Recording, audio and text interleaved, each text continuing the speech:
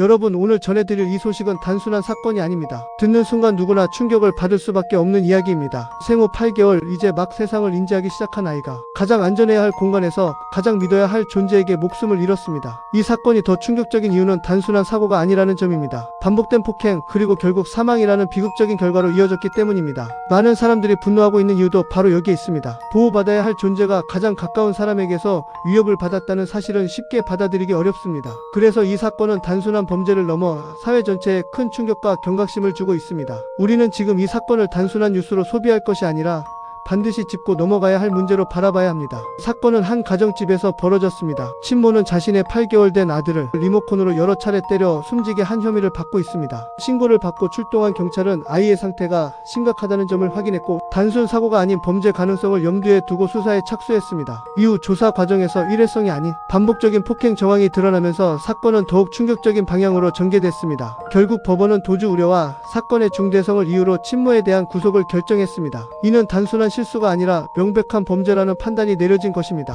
이 결정은 사회적으로도 강한 메시지를 던지고 있습니다. 아이를 향한 폭력은 어떤 이유로도 용납될 수 없다는 것입니다. 많은 사람들이 같은 질문을 던지고 있습니다. 도대체 왜 이런 일이 벌어졌을까요? 현재까지 알려진 내용에 따르면 친모는 아이가 자주 울어 스트레스를 받았다고 진술한 것으로 전해졌습니다. 하지만 이 지점에서 분명히 해야 할 것은 어떤 이유로도 폭력은 정당화될 수 없다는 점입니다. 특히 스스로를 보호할 수 없는 영아를 대상으로 한 폭력은 단순한 감정 표출이 아니라 심각한 범죄입니다. 감정 조절 실패라는 표현으로 설명하기에는 결과가 너무나 참혹합니다. 이 사건은 단순히 개인의 문제로만 볼 수 없는 이유가 여기에 있습니다. 우리는 이 문제를 보다 구조적으로 바라볼 필요가 있습니다. 더 많은 사람들을 충격에 빠뜨린 것은 범행 도구였습니다. 리모컨, 우리가 일상에서 너무나 흔하게 사용하는 물건입니다. 그 평범한 물건이 한 아이의 생명을 앗아가는 도구가 되었다는 사실은 사건의 잔혹함을 더욱 크게 만듭니다. 이는 단순한 분노의 순간이 아니라 통제되지 않은 감정이 얼마나 위험한 결과로 이어질 수 있는지를 보여주는 사례입니다. 결국 문제는 물건이 아니라 그것을 사용하는 사람의 상태와 감정 통제 능력입니다. 이 점은 우리가 반드시 기억해야 할 부분입니다. 또 하나 중요한 부분은 반복성입니다. 아동학대는 대부분 단 한 번으로 끝나지 않습니다. 작은 폭력이 반복되면서 점점 강도가 높아지고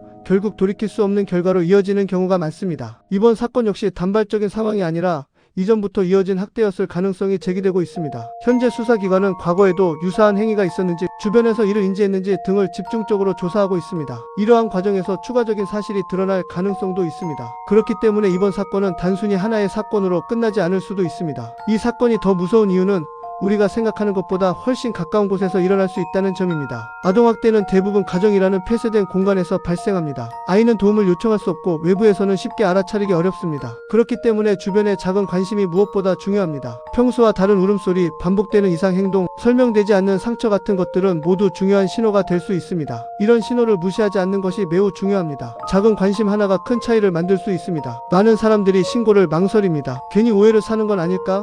혹은 괜한 일에 개입하는 건 아닐까 고민하게 됩니다. 하지만 그 한 번의 망설임이 돌이킬 수 없는 결과를 만들 수 있습니다. 신고는 오지랖이 아니라 누군가의 생명을 지키는 행동입니다. 실제로 많은 아동학대 사건이 주변의 신고로 밝혀지고 있다는 점을 생각해보면 우리의 역할이 얼마나 중요한지 알 수 있습니다. 우리가 움직이지 않으면 아무것도 바뀌지 않습니다. 전문가들은 아동학대를 단순한 분노 조절 실패로 보지 않습니다. 이는 지속적인 스트레스, 왜곡된 인식, 그리고 감정 통제 실패가 복합적으로 작용한 결과라고 분석합니다. 아이를 하나의 인격체가 아니라 감정 해소 대상으로 인식하는 순간부터 이미 위험은 시작된 것입니다. 그리고 그 위험은 점점 커지면서 결국 통제할 수 없는 상황으로 이어지게 됩니다. 이 부분은 반드시 짚고 넘어가야 할 핵심입니다. 이제 우리는 질문을 바꿔야 합니다. 왜 이런 일이 벌어졌는가가 아니라 어떻게 하면 막을 수 있었는가입니다. 더 많은 관심, 더 빠른 신고, 그리고 더 촘촘한 사회적 안전망이 필요합니다. 육아를 개인의 책임으로만 둘 것이 아니라 사회가 함께 책임지는 구조가 만들어져야 합니다. 그래야만 비슷한 비극을 줄일 수 있습니다. 이것이 우리가 이 사건에서 반드시 배워야 할 부분입니다. 이번 사건은 단순한 뉴스가 아닙니다. 우리 모두에게 던지는 경고입니다. 그리고 이런 이슈를 놓치지 않고 빠르게 확인하고 싶다면, 지금처럼 빠르게 변하는 이슈를 계속 보고 싶다면 구독과 좋아요 부탁드립니다.